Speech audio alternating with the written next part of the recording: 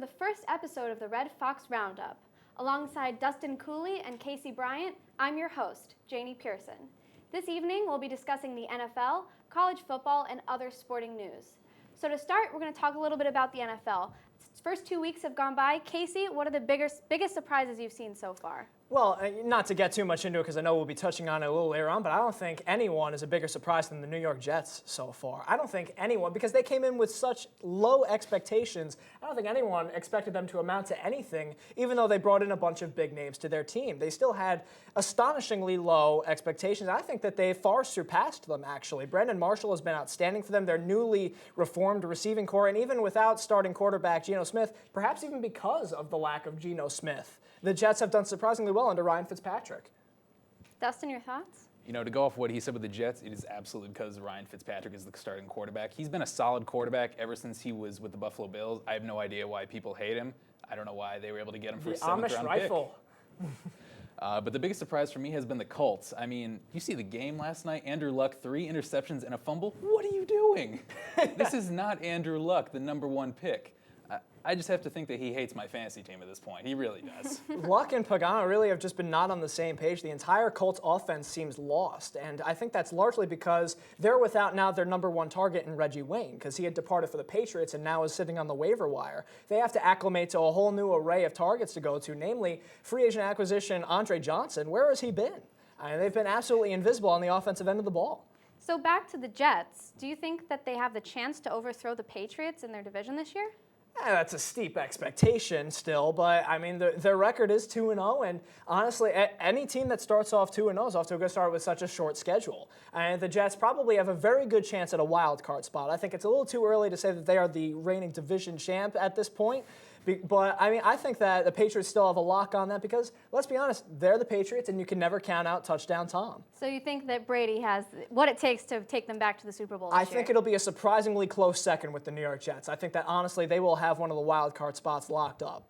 You know, I don't know if they can get a wild card spot because Rex Ryan is down in Buffalo, and he's looking like maybe he's going to turn that team around. Maybe he's not. That offense is still a little bit shaky to me, but his defense is looking pretty good so far. But the Jets, they have no shot of winning the division title.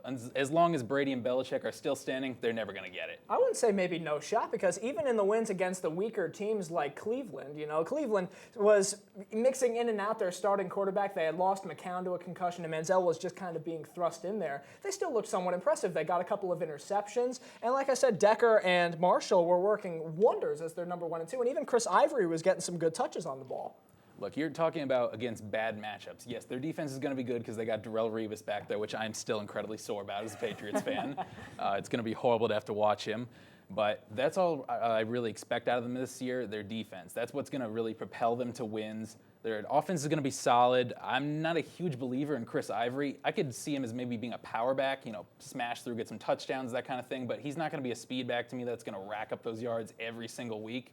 But he's going to have an occasional game against someone like a Cleveland who's not able to stop that. That's all this is. I suppose maybe the first true test we'll find out is against either a Buffalo or a New England. I mean, you can't really know the true mettle of a team unless they come up elite competition, especially against Rex Ryan when he comes back to MetLife Stadium for the first time in November. And obviously, any Jets-Patriots game is full of hatred. Yeah, they're going to be big games for sure. So transitioning back into the AFC North, talked a little bit about Johnny Football. Casey, what are your thoughts about his first week and a half-ish performance that he's had? Well, the half part was not so good. I don't think he was clicking at all. I don't think he was in the right mindset the entire game. I think he looked a little flustered in the pocket because he was facing the attack of the Jets defense that was able to penetrate an atrocious offensive line for Cleveland, just laughably bad. So I think that they were able to penetrate the defense, and Johnny Manziel was constantly under pressure, never really got going offensively. Once he was able to fully settle down, get a full week of practice as the number 1 quarterback, I think honestly he was able to settle down and really make a name for himself as a good quarterback. I mean, he's already made a name for himself as far as college football is going on. He's already got his brand recognition out there, but Manziel has been bad in both games, I got to tell you. In the first game, he only had, 178 yards. Next game, 185. And most of those coming in this past game was because of Travis Benjamin. That guy was able to beat the tremendous coverage on him, and he was able to get a couple of big bombs. If Manziel's going to be so dependent on the long ball, then you can't really trust him to be consistent week in and week out. I see maybe Joe Flacco as kind of the top kind of quarterback he could become, but that's iffy. I mean, even you can't always look at the yardage, especially with a young quarterback like Johnny Manziel, because we saw a quarterback like Marcus Mariota didn't really rack up the yards, still had less than 200, but he still wound up with a bunch of touchdowns and a win. So I guess that the one way that you really have to look at it is the intangibles. Are his feet set in the pocket? Is he able to escape pressure? Is he always looking for the open receiver? And I think that he's improving. Not great, but he's still improving. Yeah, he's getting better about not throwing the ball in a place where it really shouldn't be. It seemed like that first week when he got put into the position, he was just coughing it up. He has to learn that his players are the ones in the garishly awful brown and orange jerseys. Possibly the worst jerseys we have ever seen. Anyway, transitioning into the AFC South, talk a little bit more about the Colts. What's going on, and is there a way for them to resurrect this season? Is 0-2 that big of a deal? I think that they might have switched out Andrew Luck with overly hairy Andrew Luck from the DirecTV commercials. I think he's just always like that. Because Andrew Luck has just been completely lost. He's scattered. And like I said, they're trying to find a new unit that operates well for them, and they just haven't found it. I think a lot of the pressure is falling on head coach Chuck Pagano. Obviously it is his job to make sure his young quarterback is able to get everything going. Andre Johnson has not been productive despite being a #1 receiver everywhere he's been. Frank Gore, who I thought was going to be tremendous, the immortal Frank Gore returns.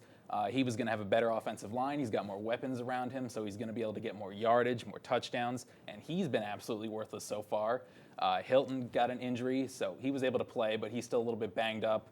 I don't know exactly what they're going to have to do to fix everything, but they got to do it now. Otherwise, they're going to start be clinging to that wild card spot. And this is a franchise that desperately needs a championship. They've come so close so many years, dating back to when they had Peyton Manning as their quarterback. Outside of their one Super Bowl that they had against the Chicago Bears in 2005, honestly, you're going back a ways of a franchise that is used to coming so close and never taking that final step. And now they thought, after last year coming to the semifinal game against the Patriots, this is a franchise that thought it was on the precipice of a good dynasty. Right. Especially with a dominant quarterback, as we've seen him be in Andrew Luck. And it just seems like they're crumbling. Yeah, I hope they can figure it out for all our Colts fans' sake. Mike Hines, our director. Yeah, Mike Hines, the director of our show. But let's close out this segment with talk a little about, my opinion, the most disastrous division in the NFL. The NFC East. We've had a lot of interesting tales, whether it's social issues, quarterback issues, personnel issues. But let's talk about first the Cowboys, losing Dez Bryant, now losing Tony Romo. What are their next steps for recovery and future games? I mean, I think that the Cowboys will honestly be fine, if only just because they're playing at a tire fire of a division. I mean, they are all alone. You've got the Eagles that have so much internal happenings going on with Chip Kelly, cannot possibly get his offense on the same page. You've got the Giants, whose offensive line is held together with duct tape and rubber bands. And Coming from a Giants fan, ladies and gentlemen. And you've got a Redskins team that would fail Tim Mirabito's PR class. I mean, you've got three other completely weak division rivals. So I think the Cowboys are honestly fine. And who knows, maybe they'll bring back Terrell Owens, as he's been lobbying for that #1 receiver spot. 41-year-old reaching out, is Asian, has reached out to the He wants Cowboys. that 8-1 returning. I honestly have no idea who's going to be able to win this division. I think the Cowboys are in more trouble than you think, actually. So many Cowboys fans are always complaining about Tony Romo, how he chokes every year, and they wanted to get a new quarterback. I don't think a broken collarbone is exactly what they were hoping for. And Dez Bryant, I don't know if he's going to be out for a long time or a short time. Originally it was said 10 to 12 weeks. Now he's saying, no, I'm good. I'm going to be here this week. So maybe he's going to be good to go. Maybe he's not. If he does play now, I think he's going to be playing injured and hiding it to try and help the team. Jason Witten just got hurt again. I don't know if their secondary is really going to be that great. And they've got no rushing game after DeMarco Murray leaving them. Their offensive line has just been subpar. So much depends on how Brandon Weeden performs as their starting quarterback. Because Let me stop you right there. Matt Castle's actually going to be their starting quarterback. Yeah, he just got traded. Just got traded. Yeah, this afternoon. See, I didn't even know. And I think that a lot of it, depends on how their backup quarterback, regardless of who it is, plays, because their offensive line, while it wasn't great, still was able to be completely locked down against the New York Giants, as weak as their pass rush is. I think their offensive line has a lot of potential. It has a lot of room for growth. And we saw it last year in the fact that their running game has been superb with or without DeMarco Murray, and everyone else in the division hasn't. You're going on a team with three other teams with no running game. So I think that so much depends on Castle and or Weeden, regardless of who it is. You've got now quarterbacks that have protection for the first time because they're coming from weak teams.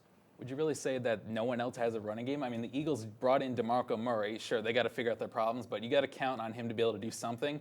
And then the Redskins, they got Alfred Morris, of course, and they've got their rookie running back who's been looking pretty good so far. Yeah, but Morris is all alone on that team as the only weapon. So when it's the one predictable weapon that they have, you're able to defend against it better. And DeMarco Murray, he's been like a wheelbarrow trying to run through the defensive line. It's awful. He's got no maneuverability anymore. It's been 2 weeks. They'll figure it out. You never know. I don't know. So I know, Dustin, you're very passionate about this, but talk a little bit about Tim Tebow and his potential to succeed in the NFL. I've got a lot to say about this, so hang on. The Eagles, they missed out big by not keeping Tim Tebow on this roster. Everyone has always said the problem with Tim Tebow is he can't throw. He's not a quarterback. You know, the real problem is what makes you think that a quarterback has to throw? Maybe someone can run. I mean, just because this is how it's been traditionally done doesn't mean things can't change. The last time we had significant change to a game was in Moneyball when Oakland Athletics started using sabermetrics. Everyone said, this isn't how you do it. You're breaking the mold of what everyone thinks is the way to win.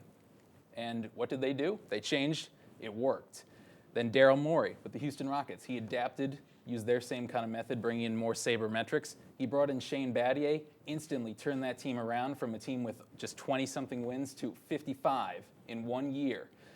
You've got to know that you are able to get change. It's going to come every so often. Tim Tebow represents a break in the quarterback mold, and he's a new way that people could have won. But I don't think we're going to be able to see that ever because no one trusts Tim Tebow. They're afraid of what he could do, honestly. They're afraid that it's going to change their way of life. No one likes to see that kind of change when it could wreck everything that they know. And honestly, with so many teams that don't have elite quarterbacks, I'm just disgusted that no one is willing to try something when it's not working. And Tim Tebow's that's something. I think it's interesting that the so-called revolution that you're referring to is taking it back to 1930s style football where the forward pass was illegal. I mean, it's Tim Tebow. The fact is that you say that you have to have someone who believes in it. The one person in the league who would possibly believe in a change like that is Chip Kelly because of the offense he's trying to originate in there and copying the college game and incorporating the Wildcat a little more, running the ball with the quarterback a little more. That was the one coach that was going to give him a chance. And right or wrong, as you may point out to be, the fact is that Tim Tebow, there's just no opening for him unless he's willing to adapt to maybe a fullback position or a flex position, which is something that he's really not open to doing. And he shouldn't be because he can be an NFL starting quarterback. I'm not saying he could win a Super Bowl. I'm not saying he's going to be an MVP, but on some teams he could start. Well, I experienced Tebow madness, Tebow mania, whatever you want to call it, firsthand in Denver when he got picked up. So I enjoyed that. I don't know if he can make it now, but very interesting conversation. So to close out this segment, I know it's only the end of week 2, getting into week 3 with Thursday Night Football, but talk a little about, Casey, your Super Bowl prediction for this year. I think it's very, very early to be talking about this, especially when you consider that I think that one of the strongest teams in the National Football League is the Pittsburgh Steelers, and they're not even at full strength anymore. They've been without Bryant and Le'Veon Bell for a good part of at least half the season, and I think that really it's very hard to gauge what is going to be after week 2. But if I had to take a wild shot in the dark, I would say that probably the New England Patriots are back in the Super Bowl. Oh, As disappointing as that may be, because you look around the AFC and there's not really too many other weapons that are there. There are not too many elite teams other than maybe Denver. I like how you think. I saw the hurt in your eyes, so I was able to throw them out there. It was in my soul. And even Denver has not been operating as they could be. They're ironing out the wrinkles. They had to rely on last 2-minute magic in order to beat the Kansas City Chiefs. It all stems from the Tebow mania. Fourth quarter magic. That must be it. That must be it. So I think that it's going to be Patriots, and I think that the Green Bay Packers are going to be finding their way into the Super Bowl. What a coincidence. I have the exact same 2 picks. Like you said, the big part of my pick with the Patriots, although I am superbly happy that they're going to be able to go back because that's my team, I don't think they're going to win it, but there really is no one who's stepped up so far in the AFC. The 2 teams I looked at that I thought were going to be a danger were the Colts and the Broncos, and neither has been what they were. The Broncos I'm less concerned with when it comes to the postseason because Brady has always owned Manning, and I know you're going to have a little bit of smirk or something there, Janie, but I got to say it. And Andrew Luck, I trust him more in the postseason right now than I have in the regular season just because of how bad Manning has been. But they've looked horrible so far this year, so I have no concerns right now. It is incredibly early, week 2. Somebody has to emerge. It's got to happen. And with the Packers, once again, it's kind of really an influx. I would like to pick the Seattle Seahawks, but they're 0-2. I mean, beast mode does not look the same, and what's really been killing it for me is the fact that Cam Chancellor is still holding out on them. Isaiah Thomas, Hall of Famer in the NBA, great player, said the secret to winning championships is everyone's got to be willing to do their role. They can't get greedy. Cam Chancellor has gotten greedy. He's trying to get more money, even though he's already got several years in his contract, and he's ruining what is the best aspect of that team, their monstrous secondary. That's what everyone is always afraid of when they go into Seattle.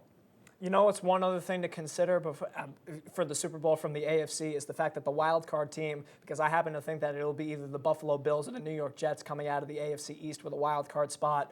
I think that either one of them that makes it in will have a chip on their shoulder because you've got Rex Ryan in a new place and New York Jets looking to reclaim New York, and they have a great chance to do that this year. So I think that either one of them could even make a run. All right. So that's going to do it for our Super Bowl predictions. When we return, we'll be talking about our very own Red Foxes and other news in college football. All right, so we're back and talking about the latest and the greatest about Marist football. So we ended week 3 of the Marist football season this weekend, opening up at home against Sacred Heart in an ecstatic win. Dustin, touch a little bit about some of the finer moments in Marist football this season last week. You know, it was a good win in the first half, really. I saw a great play out of the Red Foxes. Second half, a bit of a concern. They got out to a nice early lead. They were up 21-7 at the half, but then they almost gave it up. It got so far as to the point they gave up the lead, and the game was tied at the end of during the fourth quarter. It was able to be, Okay, I just that's don't fine. have it. I don't have it. I didn't Okay. have it when I started. I didn't have it. Sorry. It's fine. Talk about Marist. Well, Sienna. Yeah, what was the score? It was 31-24? No, 34-27. 34-27?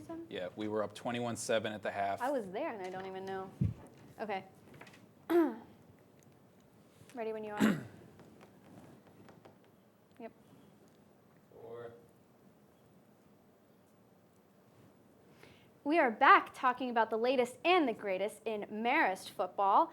The Red Foxes are now 1-2, coming off of a very exciting home win against Sacred Heart. They defeated them 34-27 this past Saturday. So Dustin, talk a little bit about what the Red Foxes did right and what they're going to look like going ahead in the season. Well, those are two different things. What they did right was their offense. I was actually very impressed with their offense. Quarterback Mike White, he had a passing touchdown as well as a rushing touchdown, was able to put up 432 yards. That was pretty impressive out of him. But what was more impressive was his counterpart, Marcellus Calhoun, the running back. He was able to put up 2 rushing touchdowns, get a receiving touchdown, and get 117 rushing yards. That is great no matter who you are. Their defense was a bit lacking to me in the second half at least. They started out good. They were up 21-7 at the half, and then they gave it up. It was a bit of a scare. In the fourth quarter, they actually managed to give up the lead to the point where it was a tie, 27-all, and luckily Calhoun was able to save them. He scored a touchdown on the next drive, and they came out with the win. It was good for the first home opener, but it was a bit scary to see that they could fall apart so easy. Yeah, I mean, I think that Marcellus Calhoun, I think he owes his offensive line a steak dinner, or at least like half apps at Applebee's or something, because they were able to open up some tremendous space for him, and he capitalized on it. So Marcellus Calhoun, great game out of him, got some huge gains, especially in the first half, like Dustin said, when we were moving the ball very effectively. Calhoun had himself a great game, and even Mike White in his first season, you saw him take the reins a little bit, which was great. It was good to see him build some confidence. And I think that the Marist, even though they got off to a little bit of a stutter step start out of the gate with 2 losses, I think they were able to capitalize on that a little bit, especially since they started off slow in 2013, and look how that team worked out. They won the league. And while I'm not proclaiming that we're the Pioneer Football League champions right now, I'm saying that certainly there was a sign of promise. Especially at that, they finished the game with flair, and they started with flair. Now they just have to worry about getting a full game's effort out of them, because there was about 2 quarters where it was kind of iffy, especially, like you said, surrendering the lead when you had a 21-7 lead at one point. You never like to see that. I mean, keep in mind that Sacred Heart is the back-to-back defending NEC champions, so pulling out a win against them was very unlikely, and they did it in a spectacular fashion, to say the least. And it's always a chippy game when you play Sacred Heart, and we saw that a little bit, and I think that it was great that we were able to kind of reclaim our home turf, really, from them, especially since Sacred Heart has really embarrassed us in the past couple of years when they visit Tenny Stadium. I think they come in and they usually manhandle us. And to finally stand your ground and win a game like that, I thought it was a great message. So the next game on the schedule for the Red Foxes is this coming Saturday, against Jacksonville. Last year, the Red Foxes managed to pull out a win against them 17-16. So Dustin, what do you think their chances are for this Saturday in the homecoming alumni weekend game? You know, I think they may be a little bit concerned and in trouble because their star kicker, Jason Myers, is on the Jacksonville Jaguars now. And now we've got a Jacksonville college team coming in. I think maybe you need a reunion, try and pump that team up. You don't know. It could be the Jaguars. They do play like a college team. That's very true. I would not be surprised, to be honest, if I see Blake Bortles in the opening snap. You never know. But granted, Myers, he wasn't good when he was with Marist. I've had a football player currently on the team, I will keep nameless, said that he actually caused them to lose games because he missed extra points, for God's sakes. But regardless of how he did at Marist, he was able to redeem himself and get to the pros. So I think that this team is going to be inspired. When you have one of your own fall and then redeem themselves to the best level that they can, granted the Jaguars probably aren't the best level you can get to, but you're talking NFL pro level, that's probably the best motivation you can get. And if we were able to beat Jacksonville last year, although it was only a 1-point victory, 17-16, I'm pretty confident that with this kind of motivation that they're really going to come in strong, and hopefully they won't teeter off like they did against Sacred Heart. I think the fact that it's alumni weekend will really play to Marist's advantage because Marist was playing in front of the second largest crowd in nearly a decade at Tenny Stadium against Sacred Heart. So now you have alumni weekend, you have a bunch of people that are home and going to be wanting to see the game. I think that it comes down to moving the ball and working the crowd because I think that if they have a large crowd on their side, they're going to gain momentum. And last year when they played Jacksonville, it was just such stagnant stop and start play. No one was getting anything done. It was the most boring game of the year. So I think that if they're able to finally get some momentum and build off of this last win, they have to ride that out. It's like a tidal wave. You have to just kind of ride it out, man. Yeah, so I hope that, our top players that we've talked about today, Mike White at quarterback, he had the biggest smile on his face after the game. Such a good feeling. Hopefully he can have another great week. Marcellus Calhoun will be a huge asset for the Red Foxes going forward in the season. And, of course, Landon Moore representing the defense as a senior Who had a great game against Sacred Heart. So what are your predictions for the season, Casey?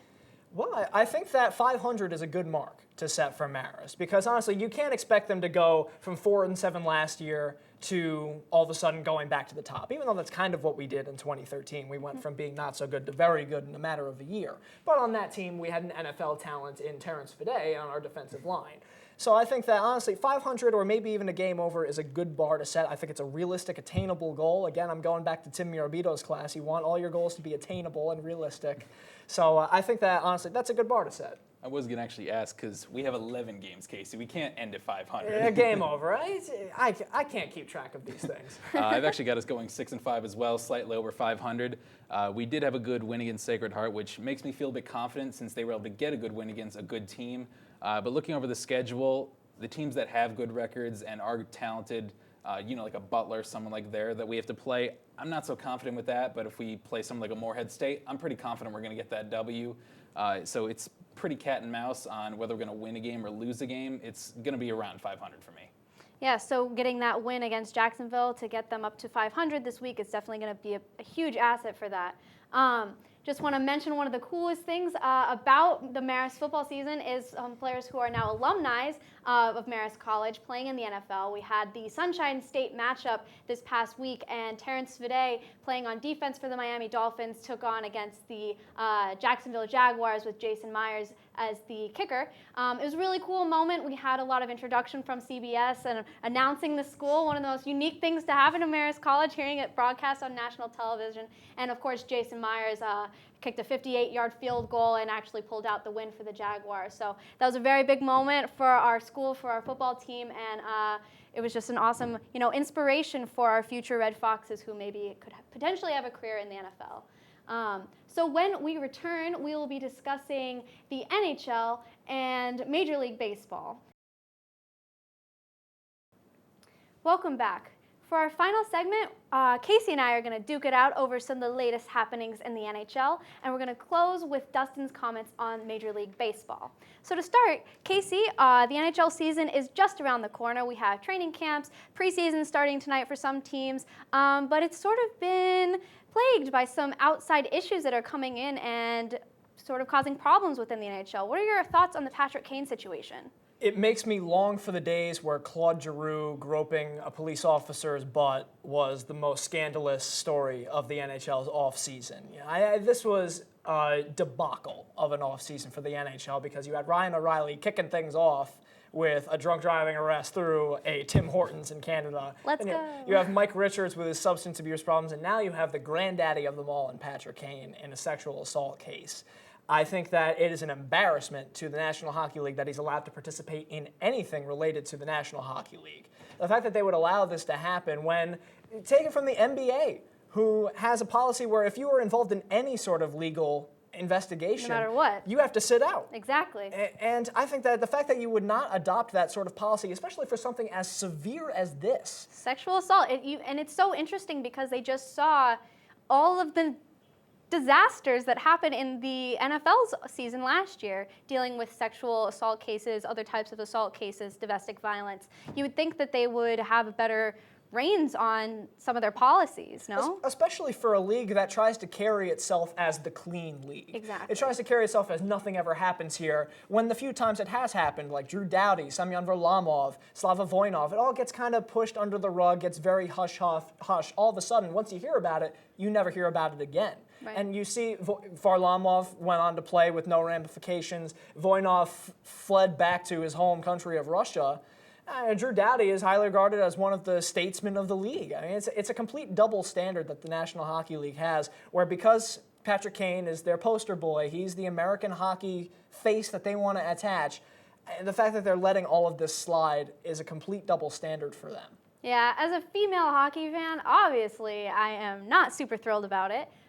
It's an interesting situation because I do love the Chicago Blackhawks and I love watching Patrick Kane play, but it's heartbreaking. It's a terrible situation, and I wish it wasn't him. I wish it had never happened at all. But I wish it wasn't anyone. Yeah, exactly. You never wish this upon anybody, but the fact that they are just letting things go on as normal, I have a very big problem with that as well. Well, the fact that so many people in this world are operating under the whole concept of innocent until proven guilty, that's, once again, you're stepping on any sort of liberty that females have. Exactly.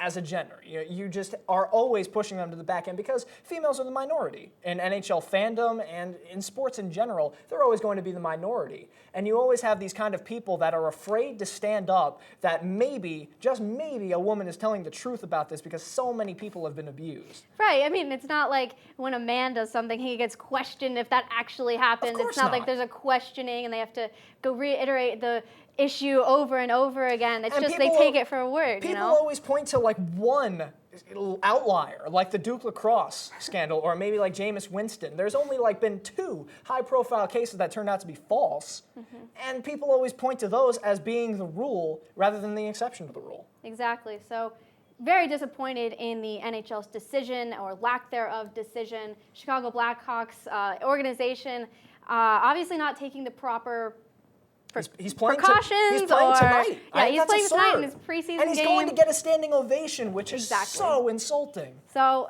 this is the NHL, where we live in a league where women can't buy certain jerseys because the names are too long. It can't fit on condensed, short, like smaller jerseys for us to wear. Our options are usually limited to pink and rhinestones. Thank God the NWHL is a thing now. NWHL starting in October. Make sure to sport your New York Riveters. Yeah. Anyway, transitioning away from social topics, Dustin, talk a little bit about the MLB. Cheer us up, Dustin. Yeah, let's get to a more bright topic after what you just put us through. Yeah. This is an exciting time for MLB. All credit to hockey. People like it, but it's exciting for a completely different reason. You're good. We're talking about postseason right here. We're about to get to the postseason. We got 12 days left in the season, and we still have a couple of races going on. In the AL East tonight, right now, we got the Yankees and the Blue Jays facing off for who's going to win the AL East crown. The Blue Jays are up 2.5 games on the series. But right now, we've got a 2-2 tie between them. If the Yankees can manage to win this game as well as the next one, that'll bring them to a very, very close second place, and they could perceivably take that lead. In my thoughts, they aren't going to be able to. Even if they win these 2 games, I think they're going to get that first wild card spot. They seem destined because Toronto's lineup has just been so tremendous ever since the mid-season trade acquisitions, as well as David Price, who has just been phenomenal for them leading that rotation. Then we go to the AL Central, where we've got the Houston Astros and the Texas Rangers fighting it out for that division, as well as who's going to get the wild card spot. The Texas Rangers currently have a 1-game lead over the Astros, and lagging behind a little bit, we got the the Astros are lagging behind a little bit. Both teams are good. The Texas Rangers, no one thought would be able to get here, but they are still here and contending, and they've got 3 games left against each other. So that's probably going to decide who's going to get this division, and it's going to be great baseball. The next 2 weeks, we're going to have tremendous games that you have to watch. And then we go over to the National League, where we've got the St. Louis Cardinals, the Chicago Cubs, and the Pittsburgh Pirates all in the NL Central fighting for their division.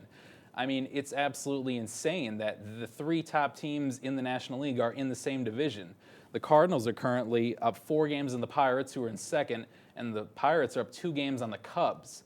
Now, the Pirates play both the Cardinals and the Cubs 3 more times this season. So you have no idea who's going to come out of that with the division, the first wild card, or the second wild card. If you ask me, it's going to be St. Louis. For some reason, they're always able to come up with something every year.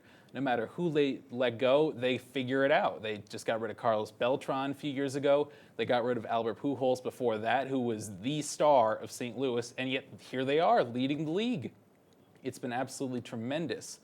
Honestly, I'm probably going to pick these St. Louis Cardinals to go to the World Series for the National League. I'm a little bit skeptical on picking an AL team right now because no one has really shined so far. The Royals shined to the beginning of the season, but they have fallen off since, and they only have a 1-game lead for the best record in the American League, and that's really what's going on. We've got some great baseball right now. It's totally awesome to watch. You're not going to have anything depressing like the NHL, and I encourage you to watch as many games as possible. All right. So thank you so much for tuning in tonight, and be sure to check out next week's episode of the Red Fox Roundup alongside Dustin Cooley and Casey Bryant. I'm Janie Pearson, and have a great night.